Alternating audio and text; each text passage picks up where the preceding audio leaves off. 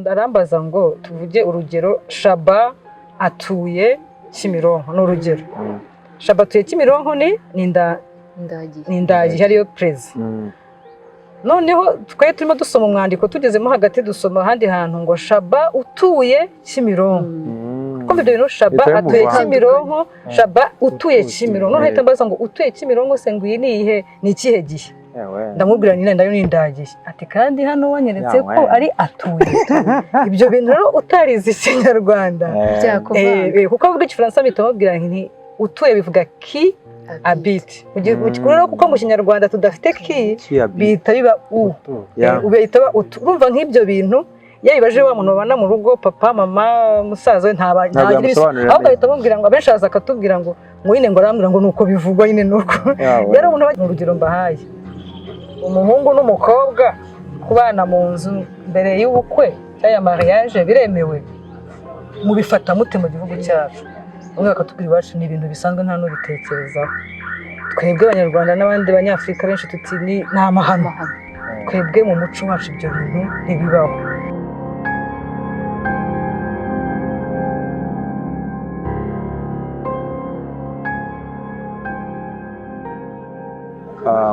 ururimi urabizi ni kimwe mu bigize umuco umuco rero ubundi urakura umuco ntabwo ari ikintu giteretse ahantu kibuye kitajya kikorwaho rero bimwe mu bintu bituma imico ikura harimo n'iterambere iterambere dufite ubu ngubu harimo ikintu gikomeye cyane kirimo ni ikintu cyitwa internet murandasi ituma ubasha kugera muri Amerika uri mu Rwanda cyangwa se muri Australia cyangwa se mu bindi bice by'isi ukabasha kusogongera ku muco wabo ndetse ukaba wabasha kuwubamo utawurimo udahari bidasabye yuko uba uhari ibyo bituma rero iyo umuntu ari kuvugana na mugenzi we cyangwa se urubyiruko abavukiye muri iki gihe cy'ikoranabuhanga ryihuse rya internet babandi navugaga atanga ubutumwa mu buryo bumworoheye muri bumwe muri ubwo buryo harimo gukatagura ururimi mu buryo yumva ari bwumvikanemo na bagenzi be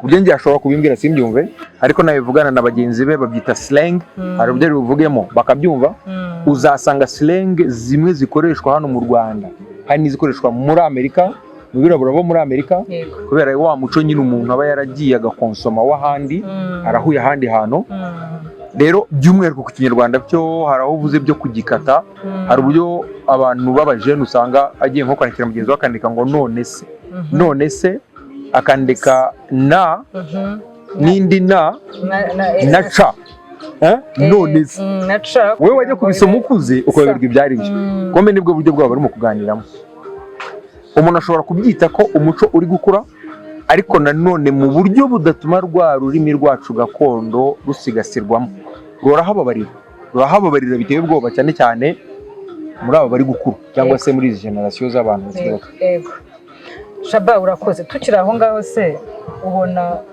amakosa aturuka kuri nde ese ni ku babyeyi ese ni ku bana cyangwa ni kuri Minisiteri y'Uburezi reka wenda twe kubyita amakosa tubyite ibyuho icyuho kiri he cyangwa intege nke ziri he abo bose uvuze bafitemo ikibazo duhere ku mashuri niba umwana guhera mu mashuri mato yandi bita ikiburamwaka ya mbere yabanza kuzamuka gusa nuko ubungubu nyine nuko ubungubu byibura kugera mu mwaka wa gatatu w'amashuri abanza hariho gahunda yo kwigisha abana Ikinyarwanda kwiga amasomo mu Kinyarwanda ariko nka mbere usanga umwana agera mu mwaka wa gatatu wabanza atazi Ikinyarwanda cyangwa se yanakivuga akavuga Ikinyarwanda nk'umunyamahanga kubera iki ku ishuri barivugira izindi ndimi yataba bakivugira izindi ndimi rero no ku ishuri hakaba hari uburyo urabizi twebwe kera twiga uwavuga Ikinyarwanda bamwambikaga isuka urumva ururimi kigerwa rwarafatiwe gahunda bari kurugandagura bari barimo kurwisha nkana rero ni ukuvuga ngo habayeho gahunda yo gutuma ahubwo batavuga Ikinyarwanda mu cyiciro runaka babihanirwa byafasha abana kumenya ururimi rw'Ikinyarwanda tugere mu rugo ho gatoya mu rugo umubyeyi yishimira cyangwa se akumva atewe ishema no kubona umwana arimo kuvuga Urwongereza neza n'Igifaransa, ku buryo ubona rwose bimuteye ishema. Mu rugo wabishaka utabishaka Ikinyarwanda, Igifaransa n'Icyongereza azabimenya kuko ku ishuri arabikoresha cyane. Mu rugo bakabaye bavuga Ikinyarwanda cyuzuye cyuzuye, hahandi no kubwira ibintu mu rurimi rw'amahanga ukamusubiza mu Kinyarwanda kugira ngo umuce intege mu rugo yumve ko agomba kuvuga Ikinyarwanda. Hanyuma noneho abato nabo bagashyiramo agatege, erega kumenya Ikinyarwanda neza Ikinyarwanda cyiza nyita Ikinyarwanda cyumutse. Ntabwo kumenya Ikinyarwanda neza bituma umuntu atamenya izindi ndimi. Umuntu ashobora kuvuga indimi 10 ariko n'Ikinyarwanda kirimo. Cyane burya ko abashakashatsi bavuga ko umwana muto aba afite ubushobozi bwo kwiga indimi 6 icyarimwe kandi zose akazivuga neza. Shaba, turagushimiye cyane. Dia, nashaka kubabaza, hari abantu bagira imyumvire ko cyane abantu bageze mu ishuri bagize amahirwe yo kwiga, ko iyo umuntu ari kuvuga Igifaransa cyangwa Icyongereza ari bwo busirimu. Kuganira mu Gifaransa cyangwa mu Cyongereza kandi tuzi Ikinyarwanda, biriya bintu bibona gutara byita ko ari bwo busirimu. Ese kuvuga Ikinyarwanda cyumutse kandi nzi Igifaransa n'Icyongereza byaba hari icyo bigabanya ku busirimu bw'umuntu?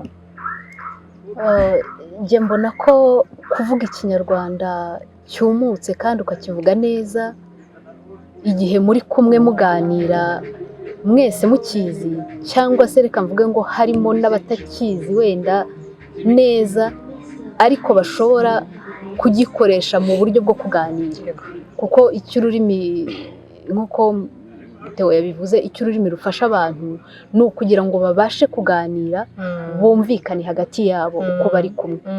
Niba rero njye nawe tuganira, wenda njye nkaba ntazi Ikinyarwanda neza, reka nongereho ngo neza, ariko mbasha kuba nakivuga cyangwa nagikoresha tuganira, wowe ukanyumva, biba byiza ko twagikoresha. Biranafasha kuko bifasha muri rwa rurimi mu gukura, kandi bikanafasha no kubaka amagambo ya rwa rurimi rwacu rw'Ikinyarwanda kuri wa muntu utakizi neza. Kuko icyo gihe ushobora kumbwira ikintu nkavuga nti se icyo umbwiye wendaga kuvuga iki, ukansobanurira. Muri urwo rugendo rwo kuganira nibwo mba ndimo ngenda nunguka andi magambo ntarinzi, kinoza neza kurushaho, bigafasha n'ururimi kurushaho gukora neza. Reka mwunganireho gatoya. Ururimi ni igikoresho, ntabwo rukwiye gufatwa nk'igipimo cyangwa se ikimenyetso cy'ubusirimu cyangwa cy'ubwenge. Reka nguhe urugero, umuntu utunze imodoka, icyo akora ashobora kugera Ikibungo vuba kandi atanananiwe, ariko nawe uzatega ritiko kandi ugereyo cyane. Wenda ugereyo utinzeho gato ariko uzagerayo. Ariko imodoka ntabwo iri bugaragaza uwo muntu yuko ari umusirimu kukurusha kuko yagezeyo mbere yawe. Mwese muzagerayo, wenda akora ibyo agomba gukora avuyeyo vuba. Ururimi umuntu uzi Icyongereza neza, uzi Igifaransa neza, hari amahirwe bimufungurira, ariko ntibimuhindura umusirimu kuruta utarakimenye cyangwa se utarakimenye neza nk'uko undi yakimenye. Ndabashimiye cyane. Ikiganiro kirafunguye, ntabwo nubwo ari njye wabakiriye, ariko murabizi turamenyeranye, tubana mu buzima bwa buri munsi. Namwe nimuza kugira ibibazo ntibibuze kumbaza, ariko wenda tukiri aho tutarinjiramo cyangwa ngo ikiganiro nagifunguye, namwe mushaka kumbaza mumbaze. Mwumva kino cyuho nk'uko wakise Shaba cyakemuka gute? Ni iyihe nama watanga? Nari nabivuzeho, gusigasira ururimi rw'Ikinyarwanda harimo ibintu byinshi. Cyacu nubwo wumva ndimo kuvuga amakosa nyakira ku bakiri bato, ubu twihanganye byahataye kugira ngo uzavuge interuro 5 zitari mu rurimi rw'amahanga. Ni igitangaza ngo ni hatari ni Igiswahili. Urumva rero ni ukuvuga ngo abantu bose, buri muntu wese, kwanza dukwiye kubanza tukumva tukishyiramo ngo kumenya Ikinyarwanda neza ni byiza kuruta kutakimenya. Ni nabwo bisirimu kumenya Ikinyarwanda neza mbere y'izindi ndimi. Uzi impamvu? Kuko turi Abanyarwanda. None se wari wabona abo bantu ntibabaho. Kandi turanaririmba. Umuswahili utavuga igiswahili ntabwo abaho, sibyo? Umuswahili utavuga igiswahili ntabaho, n'umwongereza utavuga icyongereza, umwongereza utavuga icyongereza ntabwo akwiye kuba yitwa umwongereza. Niwo umunyarwanda utavuga ikinyarwanda ni umunyarwanda ariko bituzuye, kuko muri bimwe mugira umunyarwanda n'ururimi rurimo, kuko ntabwo umunyarwanda ari isura. Hari abantu b'abanyamerika dusa ngewe cyane, icyo utandukanya nuko umwe yavukiye muri Amerika avuga icyongereza, njye navukiye mu Rwanda mvuga ikinyarwanda. Rero nkwiye kuba ndi guterwa ishema no kuvuga ururimi rw'ikinyarwanda kuruta izindi ndimi. Kuzimenya nazo ni byiza ndetse cyane, ariko ikinyarwanda kukimenya kurutaho bikaba akarusho. Wenda nunganiye gato Shaba, ikinyarwanda nk'ururimi rwacu ruduhuza nk'abanyarwanda, kuba uruzi neza ni ikintu cyiza, kubera yuko ushobora gushaka kuvuga ikinyarwanda ugasanga kubera bya bindi abantu bishyiramo ngo nimvanga muri izindi ndimi, abantu barabona ko nsirimutse, barabona ko ndi umuntu wize, bikakubuza kumenya cya kinyarwanda, ukakivuga ukivangamo za ndimi, bikarangira nazo utazimenye neza, noneho ukisanga utazi neza ikinyarwanda, utazi na za ndimi. Ibyo bintu bikugiraho ingaruka z'uko ushobora kwisanga nta rurimi na rumwe uzi. Kandi ishema rya mbere nk'uko Shaba bivugaga ni ukuba uzi nibura bwa mbere na mbere ururimi kavukire, ukaba uruzi neza, noneho za ndimi z'amahanga dukoresha duhaha ugakurikizaho kuzivuga, uziga gake gake nazo ukazimenya. Ntabwo bibujijwe, ariko ukabanza ukanoza neza rwa rurimi rwawe, bityo na wa mwana mutoya azumva ko ibintu tuvuga ari byo, nawe ajya avuga avange mumve nta kibazo.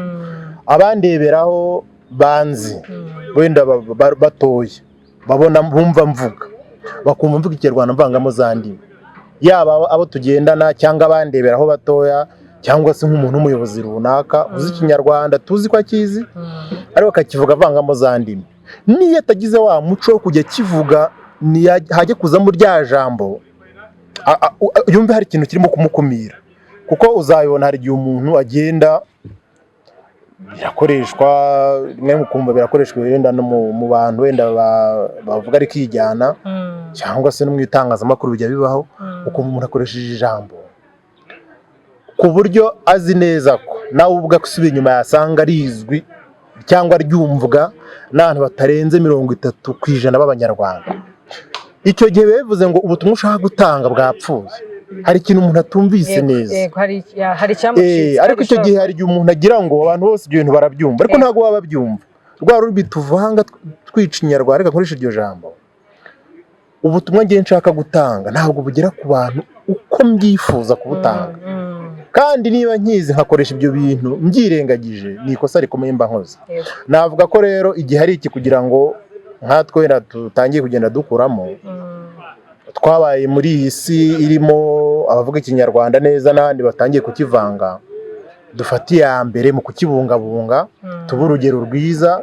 Erika yavuze ati twagerageje, nibyo turagera, ariko nyine twihe natwe twiha ako kazi, twihe umukororo nyine tukivuge, ugerageze kutakivangira kandi bikunde. Wenda abantu baraza kuduha amanota muri comments batubwira ati mwagerageje cyangwa hari aho wenda mwasitaye, muze kutubabarira, ariko nibura tugerageze kugira ngo tukinoze koko. Ahubwo Devot muri aho Rwanda, wenda twe twashimye igitekerezo cyanyu cyo kugira ngo koko dusigasire umuco nyarwanda, ariko cyane cyane tunibanda ku rurimi. Ururimi rwacu mubona rugeramiwe, ariko turimo gushaka ukuntu tubungabunga. Murufitiye mugambi ki? Koze cyane. Ururimi rwacu rw'ikinyarwanda muri aho Rwanda ni narwo, nubwo twigisha indimi Igifaransa, Icyongereza, Igiswahili n'Ikinyarwanda, ariko umwihariko wacu ni Ikinyarwanda. Ni naho dufite abanyeshuri benshi.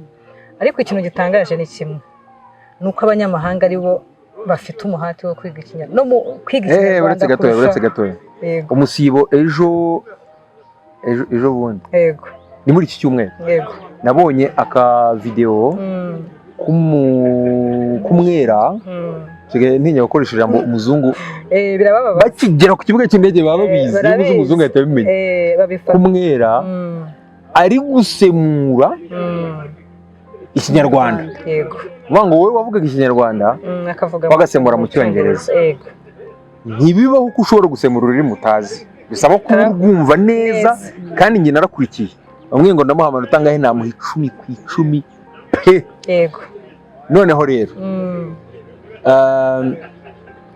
ndabizi ko uri bubigereho wenda ibijyanye n'ibyo muri mukora kugira ngo namwe mufashe abandi gusigasira Ikinyarwanda.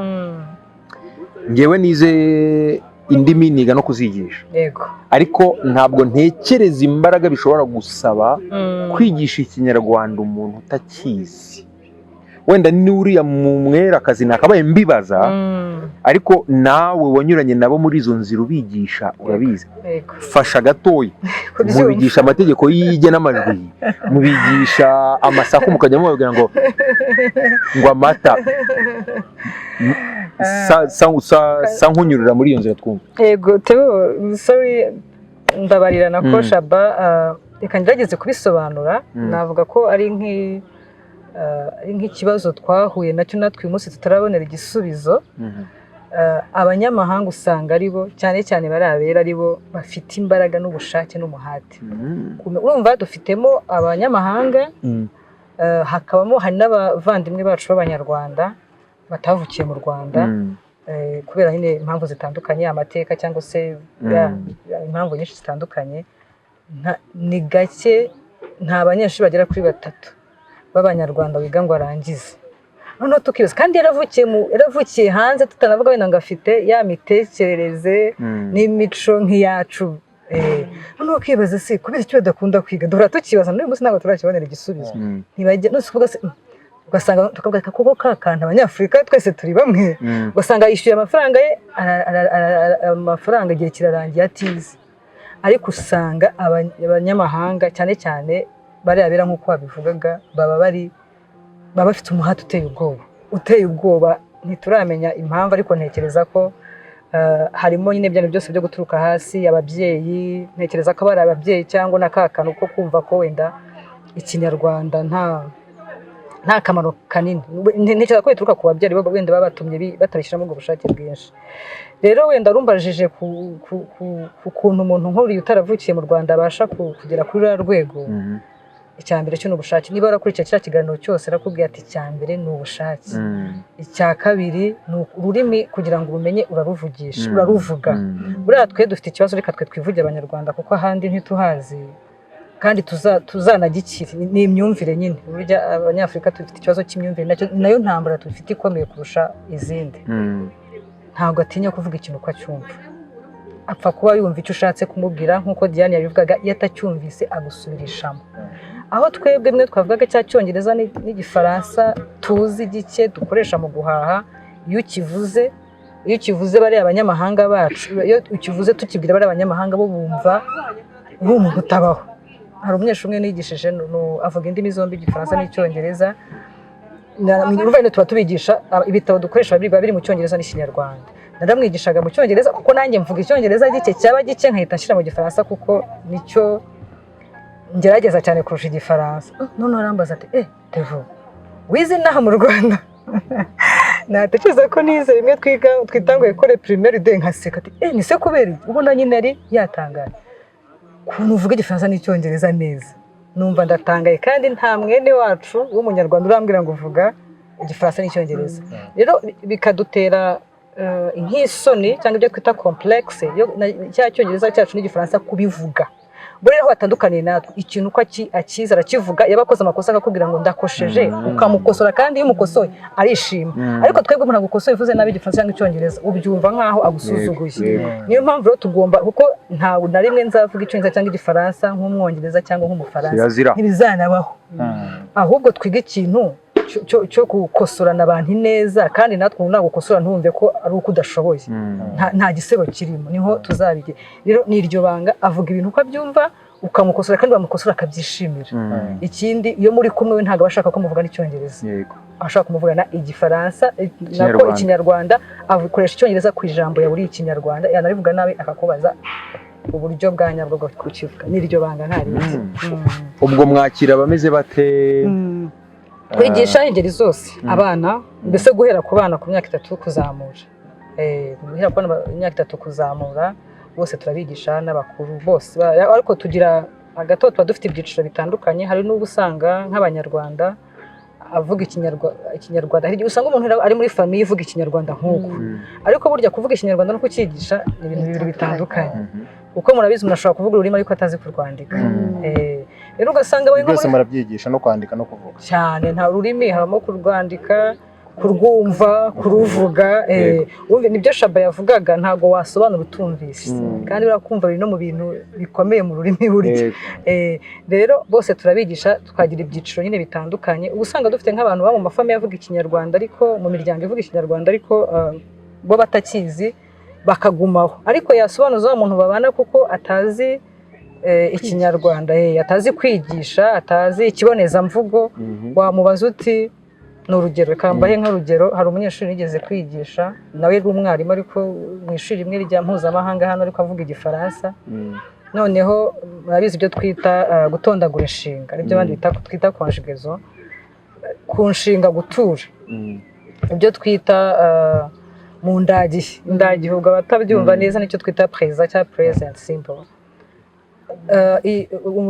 arambaza ngo tuvuge urugero Shaba atuye Kimironko ni urugero Shaba atuye Kimironko ni indagihe ariyo prezi noneho twari turimo dusoma umwandiko tugezemo hagati dusoma ahandi hantu ngo Shaba utuye Kimironko kumva ibyo bintu Shaba atuye Kimironko Shaba utuye Kimironko noneho ahita mbaza ngo utuye Kimironko se ngo iyi ni ikihe gihe ndamubwira nyine ndayo nindagiye ati kandi hano wanyeretse ko ari atuye ibyo bintu rero utarize ikinyarwanda kuko avuga igifaransa mpita mubwira nti utuye bivuga ki habite rero kuko mu kinyarwanda tudafite ki bihita biba ubihita urumva nk'ibyo bintu iyo bibaje wa muntu babana mu rugo papa mama musaza we ntabagira ibisobanuro ahubwo ahita amubwira ngo abenshi aza akatubwira ngo nyine ngo arambwira ngo nuko bivugwa nyine nuko rero umuntu bageze ngo ushaka kubwira ati no ikinyarwanda nako ururimi rwose rugira amategeko niyo mpamvu rero dushishikariza bageraho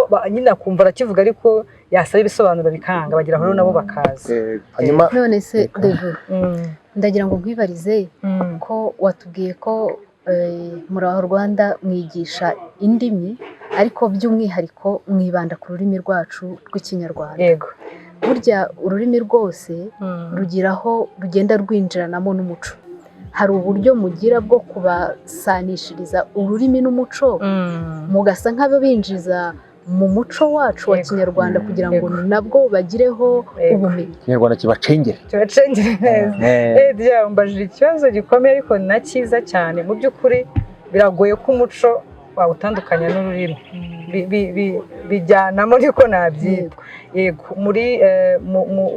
mu by'ukuri twatangiye turi mu ndimi gusa twibanda cyane mu kinyarwanda ariko kubera ibitekerezo by'abanyeshuri bitandukanye tuza no kujya nko mu kindi gice nacyo cy'umuco turakigira tujya tugira ikintu muraza kumbabarira nimbivuga mu kinyarwanda birasa nk'ibidasobanutse nta kibazo tubyita exchange culture exchange ni ukuvuga ngo bari abanyamahanga batandukanye tugahura twese abanyamerika abadage abanyarwanda abanigeria batandukanye tukagenda tuzana ingingo runaka tukaziganiraho tukawenda twabaza se muri Amerika ni urugero mbahaye umuhungu n'umukobwa kubana mu nzu mbere y'ubukwe cyangwa mariage biremewe mubifata mute mu gihugu cyacu bamwe bakatubwira iwacu ni ibintu bisanzwe nta n'ubitekerezaho twebwe abanyarwanda n'abandi banyafurika benshi tuti ni nta mahano twebwe mu muco wacu ibyo bintu ntibibaho mu bukwe iwacu kunze umukobwa ubukwe bwacu bugenda gutya ibyiciro urasaba tugahana ayo makuru ku buryo ejo niyo umuntu ahuye n'undi umenya na ya myitwarire y'umuntu uko binajyanye cyane cyane na wa muco wahaturuka ukabasha kumwumva ntumucire urubanza mu bintu bitandukanye ariko tugiramo n'ibindi bintu mu kwigisha bitewe n'ibyiciro kuko dufite ibyiciro 4 kugira ngo dukore pratique ya bya bintu twize niba wigishije umuntu ibijumba ibitoki ubunyobwa amateke agomba kujya n'ahantu mu murima akajya kureba bya bintu kureba iyogi akajya kureba iyogi urumva niba mugiye kujya mu bukwe bwa Theo uba ugomba kumbwira ngo njya gushaka umushanana nk'abanyarwanda hari uburyo bw'imyambarire yacu iyo dufite ibirori. Ibyo byose rero tubijyamo kandi tuzagenda tunabisangiza abakunzi bacu. Urumva biri kumwe byose, urumva ururimi rwatumye tujya mu muco tujya no mu bukerarugendo. Byose rero turabikomatanya. Ndashaka kukubaza cyane cyane ku rurimi uko mwigisha abanyamahanga, hari ukuntu ngewe bintera amatsiko ariko ni ibintu byiza cyane nkurikije abamaze kwiga n'urwego ubona bariho. Urabireba nyine wabona umwera nk'uko babivugaga avuga Ikinyarwanda ukumva biragutangaje ariko biranagushimishije. Yego. Ndagira ngo mbaze kwiga ururimi bibamo ibyiciro bitandukanye. Yego. N'ubu wenda natwe hari urwego bariho, nanjye ndiho na Diana ushobora tutari ku rwego rumwe. Yego. Hari ibyo natwe dukeneye wenda uretse ko dukuze ariko kumenya hagiye habamo ibyiciro, hari utangira harimo hagati, ubwo sinzi uko ibyiciro byanyu bimeze. Mwebwe mufite ibihe byiciro? Mwavuze ko harimo abana bato, abakuze, abanyarwanda bavukiye hanze, abanyamahanga bamenye Ikinyarwanda bwa mbere banakimisha bwa mbere.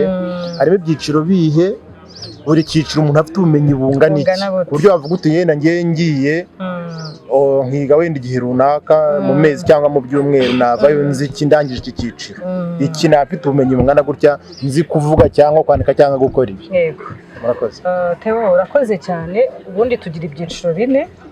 Icyiciro cya mbere ni cya cyiciro twita cy'ibanze, ni icyo kumenya bya bintu by'ibanze, kwivuga, mwaramutse, habamo gusuhuzanya, kuba bavuga aho utuye, kuba bamenye kuvuga ngo nkora aha, nkora ibi n'ibi, mfite umugabo cyangwa ntawe mfite abana cyangwa ntawe mfite, kumenya amasaha, njya ku kazi isaha, kumenya iminsi igize icyumweru, kuba wabasha kujya mu isoko guhaha, kuba wabasha gutega moto cyangwa taxi ukamenya ngo ndasigara aha, kuba wamenya no kubara. Mu bintu tubamo bya buri habamo imibare. Abamotari tuvugana nabo ibiciro, ku isoko ni ibiciro. Ibyo ngibyo umuntu arangiza icyiciro cya mbere abizi, harimo na za nshinga nkeya dukoresha muri ibyo bintu: kugura, gutura, gukora, kujya, kuva, kugira. Izo nshinga nke cyane ariko ntituzige ibwina mu kuzisesengura. Icyo kiba ari icyiciro cya mbere. Icyiciro cya kabiri kimara amezi angahe? Cyo kimara amasaha 18. Ngo amasaha 18 kwe kuntu twigisha. Yego, amasaha 18 umuntu abashobora kwivuga, abashobora kwivana hano akajya Nyamugogo cya Kimironko akajya mu isoko agahaha, agakora ibiki nta muntu w'umusemuzi afite. Ubwo ni mu minsi ngahe? Amasaha 18 yo kuntu tuyabara, kuko twe ntitwigisha kwa kundi umuntu ajya mu ishuri guhera mu gitondo kugera nimugoroba. Twigisha kubijyanye n'amasaha. Amasaha no kuvuga ngo kuko abantu benshi baba bakora cyane umwanya bafite ibintu bitandukanye, umunyeshuri ashobora kuza akavuga ngo njye ndashaka kwiga amasaha 3 mu cyumweru. Okay. Kuwa mbere nzajya niga guhera saa 4 kugera saa 5. Ngiye nkareba kuri kundangagihe yanjye haba hari undi munyeshuri nkamubwira ntano ntibishoboka dushyireho indi saha. Ni gutyo akambwira ati wenda ngiye nziga amasaha 3 iminsi 3, cyangwa se nziga amasaha 3 iminsi 2, umunsi umwe niga isaha 1 n'igice, undi saha 1 n'igice. Nuko dukora. Rero hari abantu bamwe bigana mu magroupe, mushobora nko kuza gutya muri kumwe, hari abakunda ko bigana ari nka groupe, hakaba n'udukunda kwiga ari wenyine, ibyo twita private. Byose turabikora. Kandi ikindi umuntu ushobora no kumusanga, tuba dufite abarimu batandukanye baboneka bahuguwe. Hari n'umuntu ufite wiga nko muri pause mu kazi saa 6, yakavuga ati genza muzajya musanga ku kazi saa 6 n'igice, nigiye kugera saa 7 n'igice nkomeza akazi, nabo turasangayo aho uri hose. Byose turabikora. Ubwo rero nyine ayo masaha 18 uyabara nyine ukurikije kuboneka k'umuntu. Hari n'ubu ufite umwanya akavuga ati genza gabwera kwa mbere kugera ku wa 5. Ubu hari uburyo bw'imyigire. Ikindi byiciro, icyiciro cya kabiri rero dutangiramo icyo twita ikibonezamvugo cyangwa se grammaire. Utangiye kwiga inshinga nyinshi, ukamenya no kuzitondagura cyangwa se conjugaison, ubumva izindi ndimi mu bihe bine, mu bihe bine.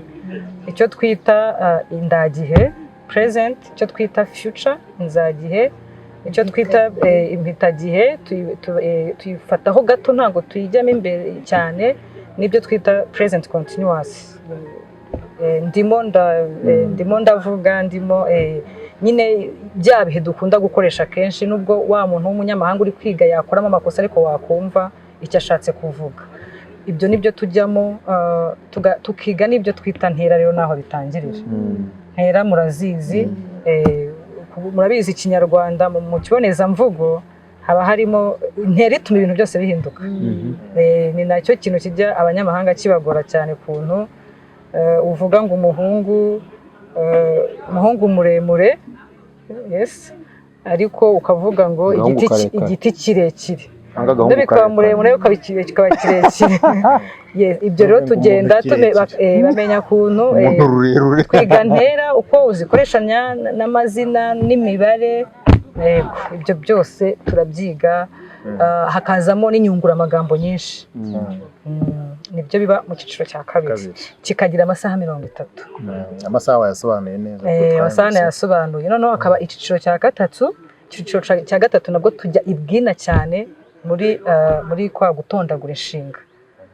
Mubizi hariho ibintu nyine mu Kinyarwanda hari igihe bitagira abantu batabyumva neza nk'uko tuvuga mu zindi ndimi dushobora kuvuga nyine wenda imparfait, plus qu'imparfait, futur antérieur, ibintu nk'ibyo. Tujyamo cyane mu gutondagura inshinga cyane, tukongera n'inyunguramagambo.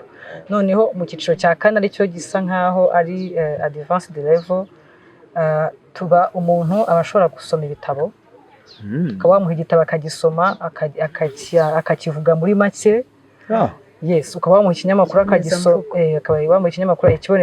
ikinyamakuru akagisoma, ukaba wamubwira uti uyu munsi umukoro ngo uhaye ejo uzakurikira amakuru kuri televiziyo Rwanda ya saa 2 Ikinyarwanda.